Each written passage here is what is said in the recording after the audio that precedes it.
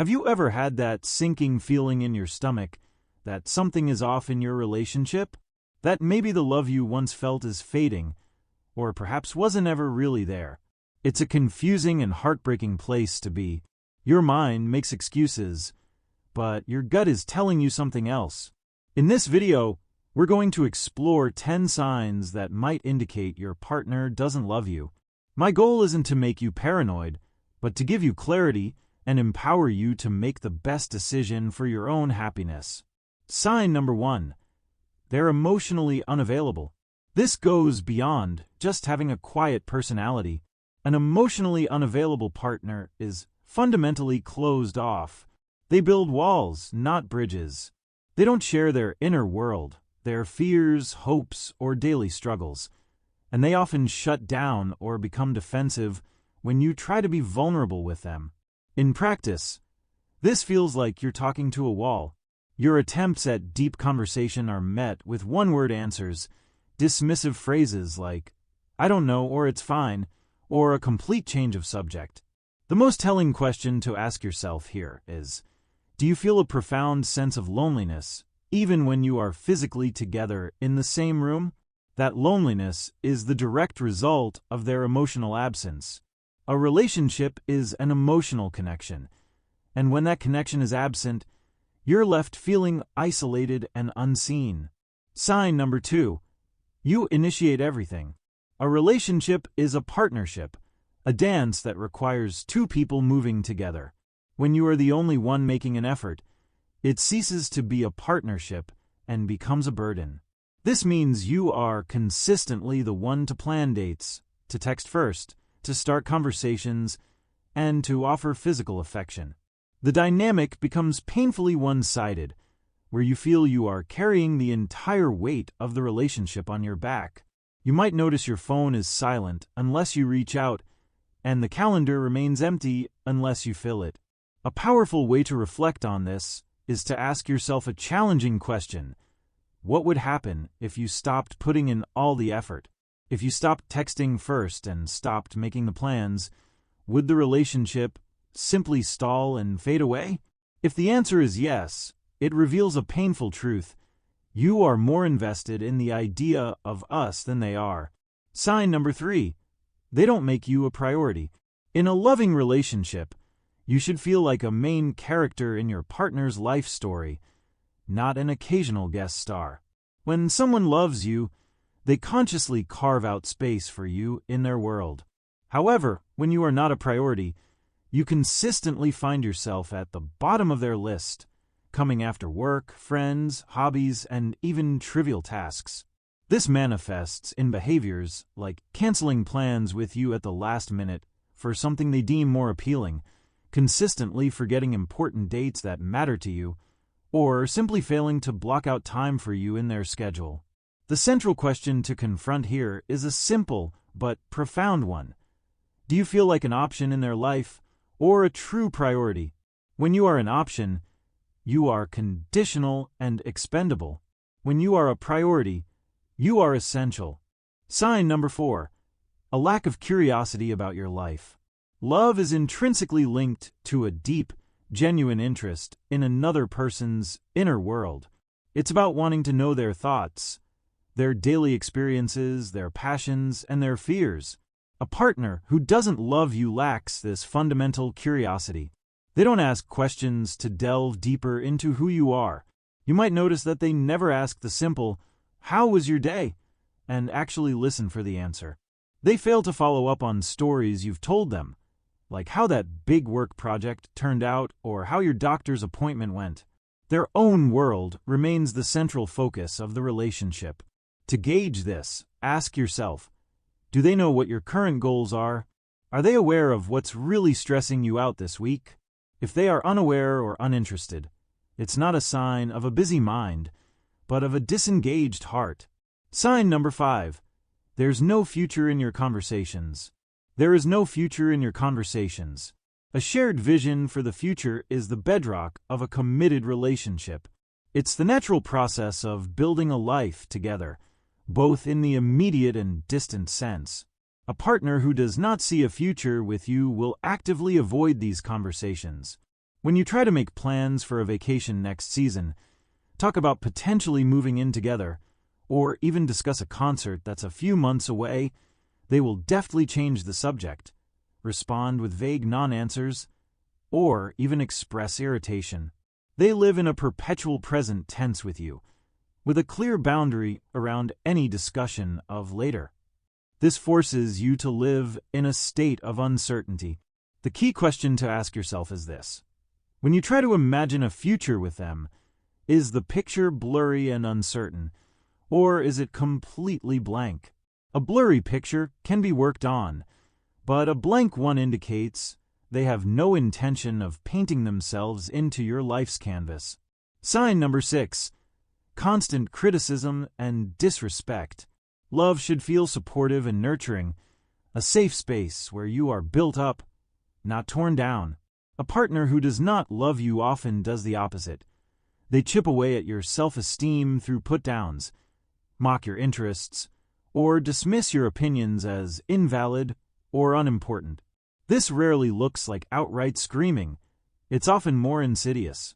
It shows up in jokes that carry the sting of an insult, in eye-rolling when you share an idea, or in them making you feel stupid or overly sensitive for having feelings. The crucial question to ask yourself here is not whether they are sometimes critical, but what is the overall effect of their words? Do you feel smaller, more self-conscious, or less confident because of the comments they make? If the person who is supposed to be your biggest supporter is instead making you feel insecure, that is a profound sign of a lack of love. The 7th sign is one that many people ignore but is incredibly powerful. Your intuition is screaming. This is your subconscious mind, which picks up on countless subtle cues, trying to send you a message that your conscious mind is rationalizing away. You might not be able to point to one specific smoking gun, but you are living with a constant, low-grade anxiety and a nagging feeling that something fundamental is wrong in the relationship. It's a deep-seated knowing that you can't quite articulate, but can't seem to shake. A powerful way to tap into this intuition is to perform a simple thought experiment. Imagine your best friend or someone you love deeply came to you and described your exact relationship, the behaviors, the dynamics, the feelings. What advice would you give them? Would you tell them to stay and keep trying, or would you, with clarity and concern, tell them to leave? The answer you give for someone you love is often the truth you need to accept for yourself. The 8th sign is when affection is weaponized. In a healthy relationship, affection, whether it's a kind word, a hug, or intimacy, is given freely as an expression of love and connection. However, when a partner withholds that affection as a form of punishment, it ceases to be about love and becomes about control. This looks like giving you the silent treatment after a disagreement, turning away from a goodnight kiss to make a point, or withholding sex to make you pay for a perceived transgression. The dynamic shifts from mutual affection to a transaction where you must earn their kindness. This leads to a vital question. Does their affection feel conditional? Do you feel you have to behave a certain way, agree with them, or avoid conflict to receive basic warmth and love? When love is used as a reward and withdrawal of it as a punishment, you are not in a loving partnership. You are in a manipulative dynamic. The 9th sign is that the relationship consistently generates more anxiety than security. A loving partnership should be your safe harbor, a place of comfort and reassurance in a challenging world.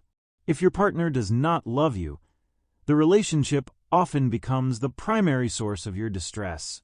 You may find yourself constantly walking on eggshells, fearful of saying or doing the wrong thing that might upset them. You spend mental energy overanalyzing the tone of their texts or replaying conversations, looking for hidden meanings.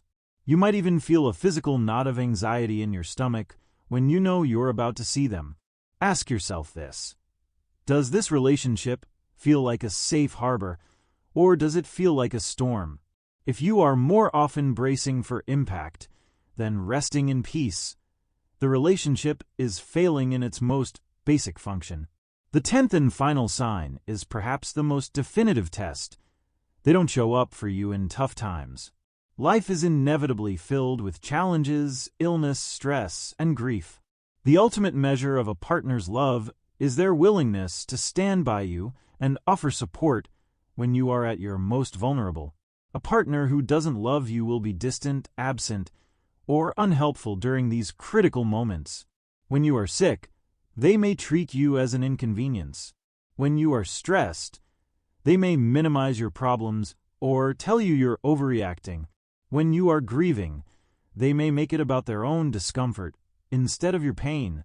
This forces you to ask the most heartbreaking but clarifying question of all. If you needed them, could you truly count on them? If the answer is no, then you are fundamentally alone in the relationship, and their presence is merely conditional on your being happy, healthy, and undemanding, a condition that real life and real love can never meet. Now, before we go any further, it is absolutely crucial to add a layer of nuance to this conversation. It's important to understand that seeing one or two of these signs in isolation does not automatically mean your partner is devoid of love for you. People go through difficult seasons. Stress, depression, grief, or significant life pressures can cause someone to temporarily withdraw, become self-absorbed, or be less than their best selves. The true red flag is not a single instance, but a consistent and persistent pattern of multiple signs. It's the difference between a partner who is temporarily distant because of a work crisis and a partner who is perpetually distant as a fundamental characteristic of the relationship. Context and consistency are key. If you have recognized a persistent pattern of these signs in your relationship, the first and most important thing to do is to not panic. Please, just take a deep breath. This awareness, as painful as it is not a catastrophe. It is actually the first and most powerful step toward positive change. You cannot fix a problem you haven't acknowledged. This clarity, though difficult, is your foundation for what comes next. With this awareness, the next step is open and honest communication.